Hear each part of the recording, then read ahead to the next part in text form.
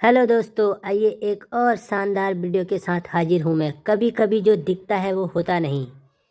आज कांति जी बहुत खुश थी। पूरे 6 महीने बाद बेटे बहू से मिलने जा रही थी। नई नवेली बहू निर्मला नौकरी के चक्कर में 4 दिन भी सांस के साथ न रुक सकी। शादी के तुरंत बाद चली आई थी पति धीमेश के साथ उज्जैन। कांति जी ने ट्रेन से उतरते ही टैक्सी ली और पहुंच गई बेटे के आशियाने। किंतु यह क्या, दरवाजे पर बड़ा सा ताला लटका हुआ था। कांति जी की खुशी पल भर में काफूर हो गई। पर्स में से फोन निकाला ही था कि पड़ोसन की आवाज़ सुनाई पड़ी। आप आ गई, आइए आइए। निर्मला ऑफिस जाते समय चाबियां दे गई थी। सुबह ही बताया था कि उसने मम्मी जी आ रही हैं, आइए हमारे साथ भी चाय पी लीजिए। कांति जी का मन तो शुद्ध हो गया, लेकिन अभी 4 ही बजे थे। बहू पता नहीं कब तक लौटे। बेटा धीमेश भी टूर पर गया हुआ था, सो मन मार कर बैग उठाया और चल दी पड़ोसन के साथ।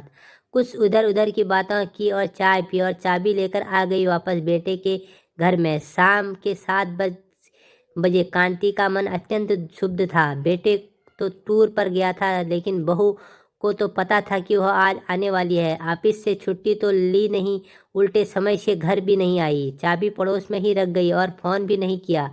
यह तो भला हो पड़ोसियों का, चाबी का भी बताया और नाश्ता भी करवा दिया, वरना 4 बजे तक ही चाय भी खुद बनाकर पीनी पड़ती। ऑफिस में उन्हें हाल ही में प्रमोशन मिला था, तो ज्वाइन करके उन्होंने 8 दिन की छुट्टी ले ली थी।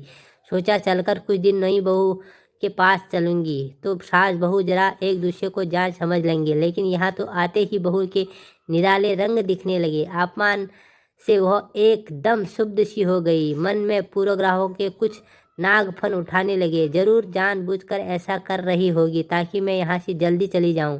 पूर्णिमा की बहू ने भी ऐसा किया ही था, और करुणा की बहू तो ऑफिस का टूर है यह कहकर मायके ही जाकर बैठ गई थी। मेरी बहू भी वैसी ही निकली। दुख से उसकी आंखें भीग गई। सोचने लगी, यही सब होना था तो मैं यहाँ आती ही नहीं। बेटे के आते ही टिकट कराकर वापस चली जाऊंगी, लेकिन तब तक जाने और कैसे कैसे कड़वाहट, बेइज्जती और सहनी पड़ेगी। इन्हीं विचारों में जाने कब उसकी हल्की आंख लग गई। 7:30 बजे बहू आ गई। दरवाज़ा खुलते ही, सारी माँ बहुत शर्मिंदा हूँ, देर हो गई, मोबाइल की बैटरी खत्म हो गई तो ऑफिस से निकलने के बाद फ़ोन भी नहीं कर पाई।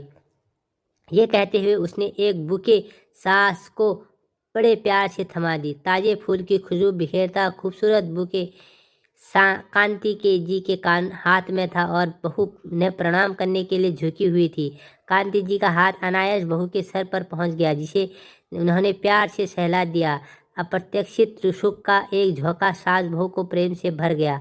और यह देखो, मैं आपके लिए साड़ी लाई हूँ, इसलिए देर हो गई। मुझे कोई साड़ी पसंद ही नहीं आ रही थी। आखिर बड़ा ढूंढने के बाद जाकर यह साड़ी पसंद आई। बताओ ना माँ, आपको पसंद आई कि नहीं? बहू ने हाथ में पकड़े पैकेट से एक खूबसूरत सिल्क की साड़ी निकालकर बिमला के कंधों पर फैला दी। भीगी आंखों और खुशी के रुंधे गले से उन्होंने कहा, बहुत सुंदर है बेटा। सच में माँ जी। बहू का चेहरा खिल गया। सारे काम आज पूरे करके ऑफिस से 8 दिन की छुट्टी ले ली है मैंने। अब मैं पूरे समय आपके ही साथ रहूंगी। जाने कितनी बातें करनी है आपसे, जाने कितना कुछ सीखना है। चलिए, अब तो सबसे पहले मैं आपकी पसंद का खाना बनाने रसोइयों में जाती हूँ।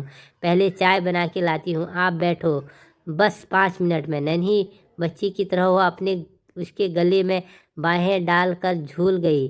उसकी पीठ पर स्नेह के हाथ फेरकर कांति को लगा वो अपनी बेटी के यहाँ आई है।